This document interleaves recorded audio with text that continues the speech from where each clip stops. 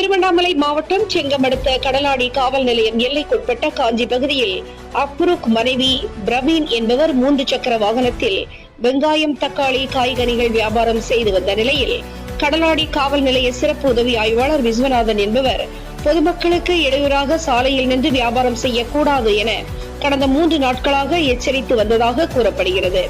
மற்ற அனைவரையும் விட்டுவிட்டு தன்னை மட்டும் தொந்தரவு செய்வதாக கேள்வி எழுப்ப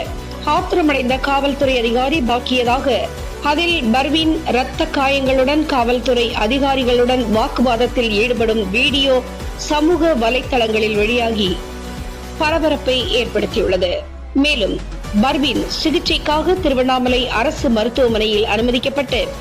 சிகிச்சை பெற்று வரும் நிலையில் பெண்ணை தாக்கிய காவல்துறை அதிகாரி மீது உரிய சட்ட நடவடிக்கை மேற்கொள்ள வேண்டும் என்று பர்வீன் உறவினர்கள் மற்றும் சமூக ஆர்வலர்கள் கோரிக்கை விடுத்து வருகின்றார்கள்.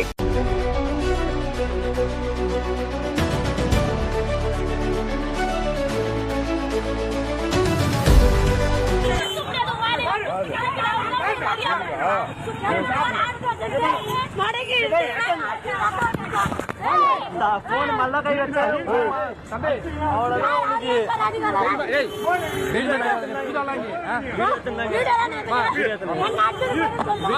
அம்மா